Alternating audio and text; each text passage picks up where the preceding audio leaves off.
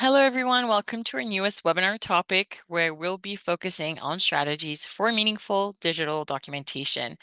My name is Tatiana. I am the Education, Training, and Engagement Specialist here at SpacesEDU. And prior to joining the team, I was actually an academic advisor at York University, guiding university students throughout their career. I helped them with course selection, making sure that they were on track for graduation. And now I help teachers develop their SpacesEDU expertise and knowledge to essentially implement the classroom, or sorry, implement the tool in their classrooms. As part of today's webinar, we'll just do a quick recap of what SpacesEDU is, jump into some best practices for digital documentation, and of course, do a live presentation of a class and how you would configure certain elements of the class for um, optimally digitally documenting learning, and of course, going over your next steps and what needs to take place here to set you up for success. But the overarching goal, the learning objective here, is to make sure that you gain confidence and clarity to successfully use SpacesEDU with your students to digitally document learning with actionable next steps, of course, to start implementing SpacesEDU as soon as tomorrow, and I would argue even as soon as you finish watching this webinar. So quickly, what is SpacesEDU? It is a digital portfolio and competency-based assessment platform built to showcase growth. Students, teachers, and families can actually capture and celebrate the learning journey with visible assessment and reporting practices all in one platform. It is also available as an app, so definitely make sure that it is available on your phones and tablets or any other mobile devices to make it easily accessible. Prior to joining the SpacesEDU team, I was not familiar with digital documentation practices, if I'm being honest. I didn't quite understand the concept of student portfolios either, probably because when I was in school, I did not grow up with student portfolios myself. However, I remember reading the research during my onboarding here at SpacesEDU, and John Hattie came up many, many times. And in thinking about this specific John Hattie quote, we see just how powerful, meaningful documentation can be in helping students succeed. So, what does that look like for us in practice? For students, it's clarity and ownership. When students can actually see their progress through documentation, it helps them make learning feel real and meaningful. They're not just moving from one assignment, one lesson to the next. They can look back and see how far they've come. And this visibility helps them take ownership, reflect on their achievements, and of course, set their own goals. As for teachers, it's insight. When we document learning in visible ways, we're not just collecting data, we're creating a resource that shows each student's journey. This helps teachers spot patterns, strengths, and areas where they might need more support. It's like having a map that allows us to adjust our teaching to best support each learner's unique path. And for families, it's connection. When learning is visible, families have a clear view of their child's growth and progress, which fosters a stronger connection. This type of documentation isn't just paperwork, it's a way for families to be part of the learning experience, to celebrate successes, and provide support where it's needed. So Hattie's idea is simple but powerful. By making learning visible, we're giving students, ourselves, and their families a shared understanding of growth and progress.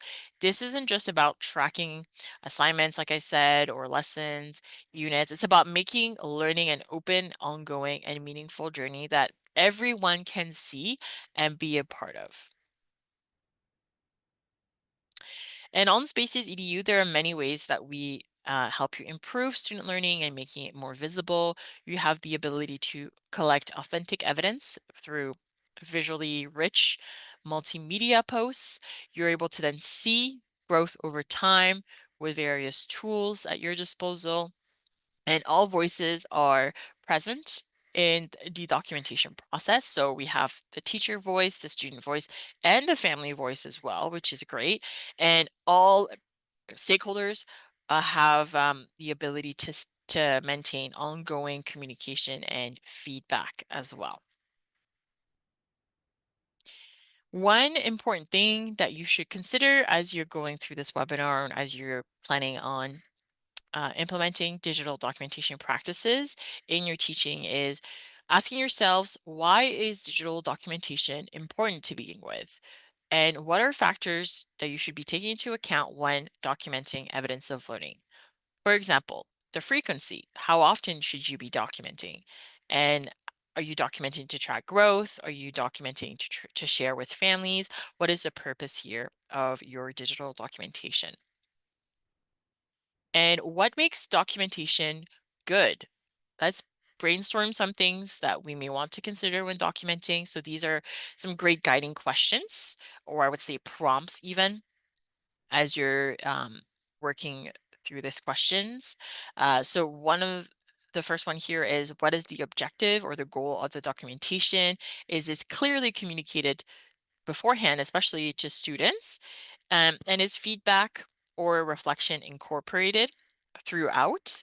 And by reflection, we mean certainly the student's reflection, first and foremost.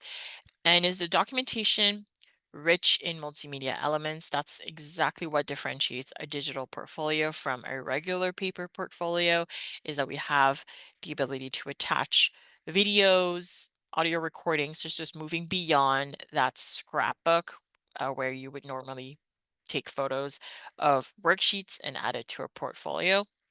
And is the student voice clear in the documentation? We want to empower the student and we want students to take accountability and ownership of their learning.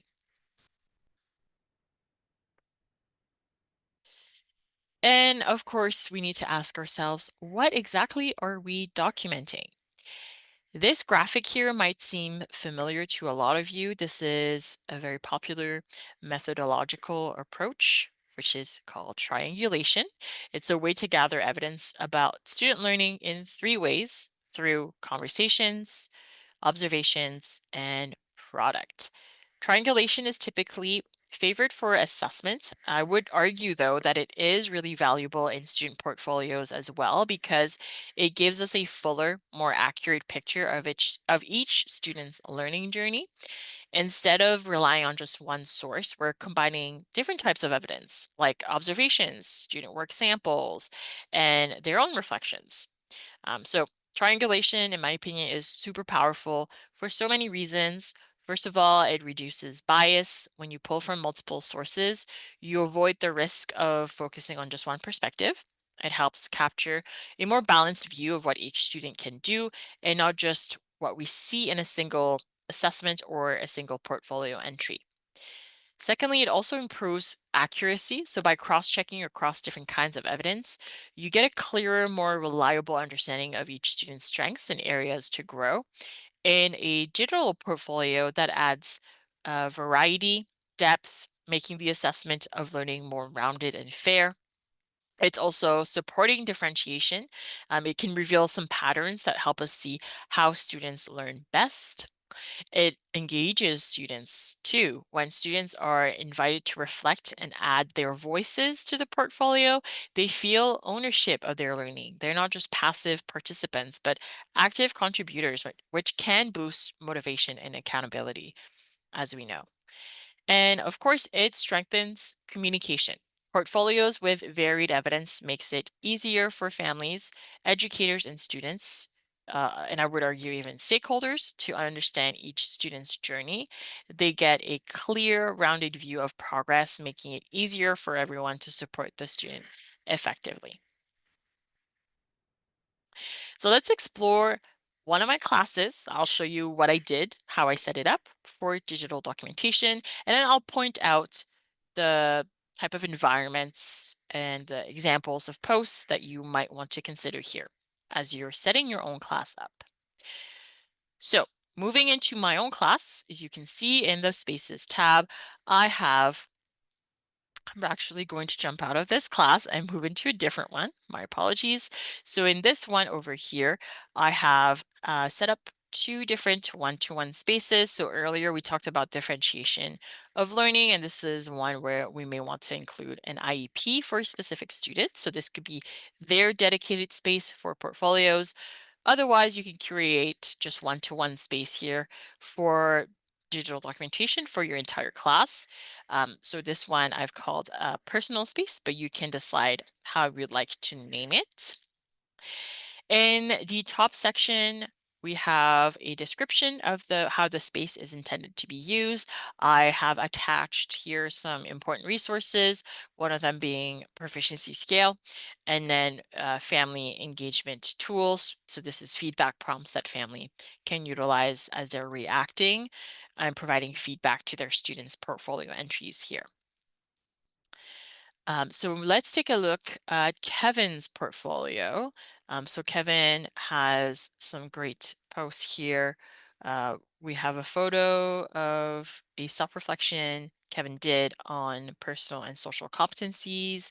Um, Below that, we have a story workshop that Kevin worked on as well, and we can clearly see the curriculum connections that I've established or uh, for that specific post. So Kevin is just recalling his story out loud here and via his audio recording. And then we have more context and description in the post.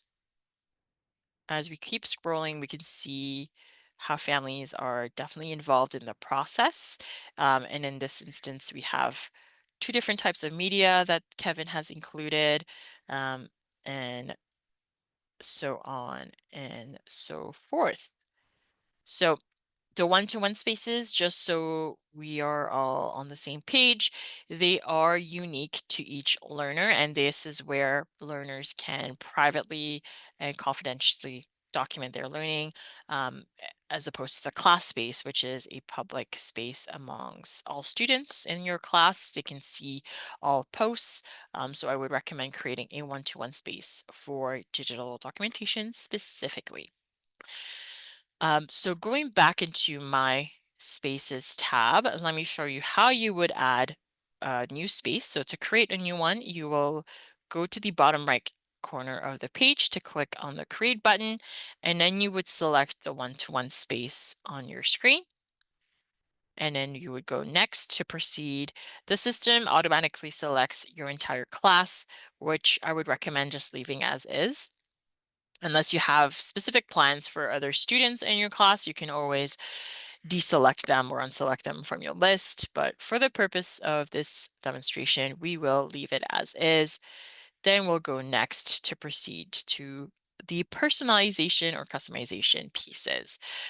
So in the name, we can give it a name that is obvious for the students. So we could call it portfolio space, but again, you can decide what you'd like to include. The description, you can include here your expectations for students, for families, etc. And then in the media attachments, this is where you would add those important files or resources for students and families alike. So really quickly, let me just save this information for you. And as you can see, the space remains hidden at first. So as an educator, I have to review my settings by clicking the link in the middle there, making sure that I activate the setting or student access. And for families, I give them visibility into what's happening and perhaps even common access to their students' posts. So by saving all of this, my students, when they log in, will be able to see this brand new space that I created. And actually, a quick little tip here that will be super useful for those who are new users to SpacesEDU or just want to test out and demonstrate SpacesEDU effectively to their students is to switch to your student view in your own class. To do this, you'll click on your avatar in the top right corner, and then you'll switch to student. And by doing so, you will have the student experience. And as you can see, that brand new space that we created is now accessible for students. And the main difference here from the student view and the teacher view is the student list that would have appeared on the left side of the screen here for my teacher account is not visible in my student account here, which further confirms that the one-to-one space is unique to each individual learner.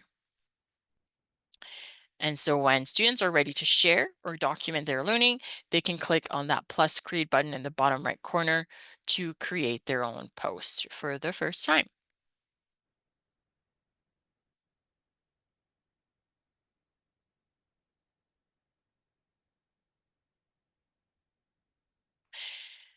So I want you to maybe pause this video right now and brainstorm some digital documentation ideas. So start making the links here with your lesson planning and what you do in class, specific activities, and jot them down so that you can give students ideas what they can include in their portfolios throughout the year. Okay, and if you pause the video, thank you for doing that, and thank you for writing down your ideas. Next, what I wanted to show you were um, the tools that you can leverage for providing feedback, and that is the comment section. So let me actually head back into my teacher account.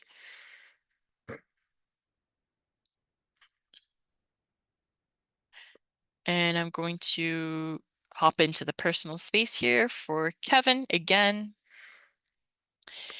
And in the story workshop post here in the comment section, we can see that I've provided Kevin with feedback.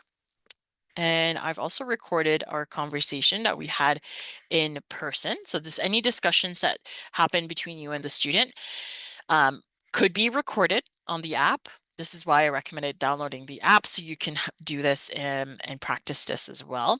And so this gives their parents access or visibility into actually what's happening in the classroom in real time.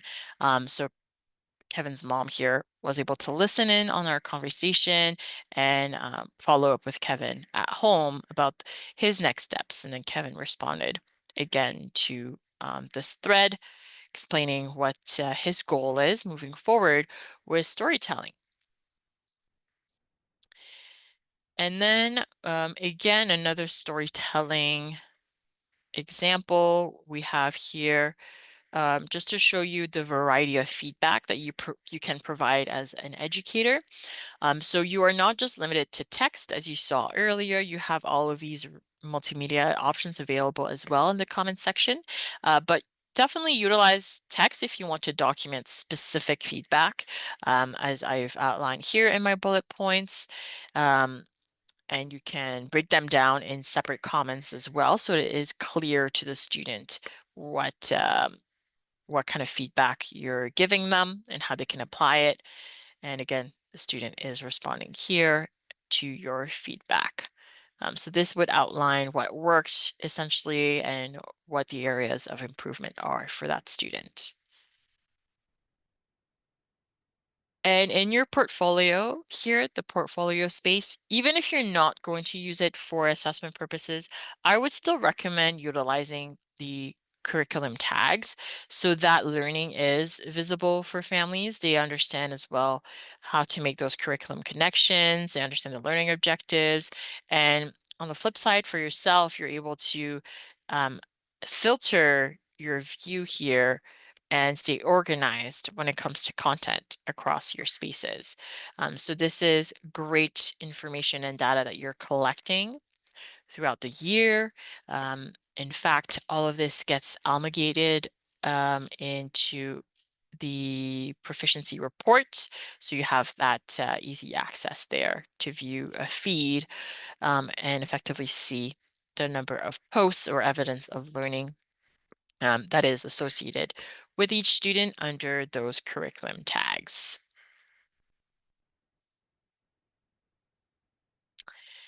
And then finally, the other element here that not many of you might be familiar with is our portfolios tool. This is a different product line than the classes that you might be familiar with more so than the portfolios. I wanted to just show you what that looks like as well in a SpacesEDU account. Let me just head back into my main dashboard here. You'll notice that I have two different tabs. I have classes and I have portfolios. So portfolios are districtly or managed at the district level, I should say. And these are templates that match your district's vision. They might match your region's curriculum as well. So just to meet their initiatives. In Canada, in BC, it's usually for core competency reflection, documentation, and in the States, it's for portrait of a graduate and defense of learning purposes that you might be seeing these portfolios used for. So for the presentation today, let me actually show you this core competency and goal setting example. And I'm going to jump into my own student portfolio here. And so as you can see, it's very clean. I have on the left-hand side different folders, so different sections that pertain to those core competencies in BC. We have communication, thinking, personal, and social. And optionally, the district might opt for a goal setting section as well. In the top here, I have a customizable section for a summary statement. So I decided to go for an About Me section. And then as you scroll through, we can see our portfolio entries and then the corresponding section or competency at the top of the page. We can use the same sort of elements available in the class posts here. So it could be visually rich as you are documenting your learning. You can have up to 10 different multimedia files per post. And if you ever find yourself or your students find themselves posting something that might be relevant to multiple competencies or multiple sections here, that is totally expected. That's normal. And what I would recommend doing is copying the post by clicking these three dots and then selecting copy post. And from there, the student or yourself can select a different section to transfer or duplicate this post into rather. So that is possible, and it will definitely happen as your students document in their portfolios. And depending on your district or school, your students might have access to a shareable URL in the top right corner. As you click on this, you're able to generate a URL that can then be shared externally because currently the portfolio is not accessible within the family account just yet. So the option to share a URL is probably the best solution for now for families to be involved or other community members as well. And if your student is looking for a description or guidelines for the portfolio, they can click on the little eye icon in the top right corner here, where you'll see the description and additional resources as well to guide them in their portfolio development. And as the teacher, if I go back once more, I can show you really quickly the portfolio grid that you have access to. This is a bird's eye view essentially of portfolio development. You can see under each column how many artifacts have been created or attached per student. So that can give you an idea of how students are doing in their portfolio development. You can nudge specific students for a specific competency. So it does give you here a more visibility into what's happening. You can even add artifacts on behalf of your students by clicking the plus button, and that would open up the post dialog there. And as you saw earlier with the copy a post function, this is also something that's available within your class. So I did want to show you over here in the feed, you can copy a post again through these three dots, copy post directly into a portfolio. So you have to select the portfolio as a secondary tab and then selecting your portfolio from the list here and the section as well. So you might want to utilize both tools simultaneously. You might find that the class might be a great tool to leverage to help students with portfolio development. So that is available. Okay, so let's review your next steps. So what you will have to do first and foremost is to create a one-to-one space that aligns with your teaching practice. In my case, I decided to call it a personal space. You can call it portfolio space. That is completely up to you. And then we recommend creating a post in those one-to-one spaces to engage with your class. So that could be in that first initial post could describe what artifact they can include as a first post or a first item to their portfolio. And then we would also recommend loading your curriculum tags that apply to your classes to help with organization or making learning visible for families and students. And if your district or school board or school uses portfolios, explore the templates and plan implementation as well. So think about what your roles and responsibilities are here for each stakeholder. And then finally, plan on how you will ensure, just plan how you will ensure reflection is ongoing and feedback is ongoing as well. So students feel motivated and supported along the way throughout their entire portfolio development process. So write this down. Write down what your first step for digital documentation will be here in SpacesEDU. Is it going to be a specific artifact that you want students to document in their portfolio space for the first time? Is it simply creating a one-to-one space for portfolios? That might be your first step as well. So that might look different for everybody, but definitely write down your first goal of what you intend on achieving for digital documentation here. Well, that wraps things up for our webinar for today. If you have additional questions, please feel free to visit our website, spacesedu.com. You can look through our Help Center articles. You can also contact our support team.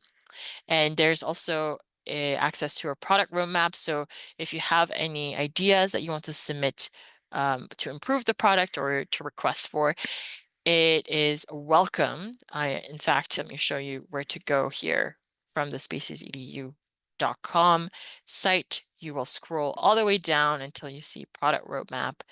And here you'll have the option to submit your own idea. So be as descriptive as possible. Describe how critical this is to you. And of course, provide us with an email address so the product team can follow up if required. So this was one way for you to keep in touch as well to see what's coming soon, what has already launched in our previous releases.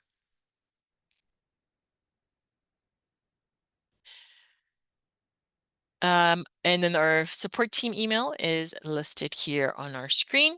And I want to thank you so much for joining me today and watching this webinar on strategies for meaningful documentation. I hope you found some great tips on how to set up your classes effectively to promote digital documentation that is both meaningful and intentional for your class. Until our next webinar, I encourage you to keep in touch with us through socials. We are on Twitter and Facebook, and if you are interested in more competency-based education or competency-based learning content, I would encourage you to listen to our podcast called Growth Over Grades. We are officially in season 3, and we have awesome guests that come on and speak to our very own Jordan Lewis on the subject matter. Thank you so much, and I will see you very soon. Take care.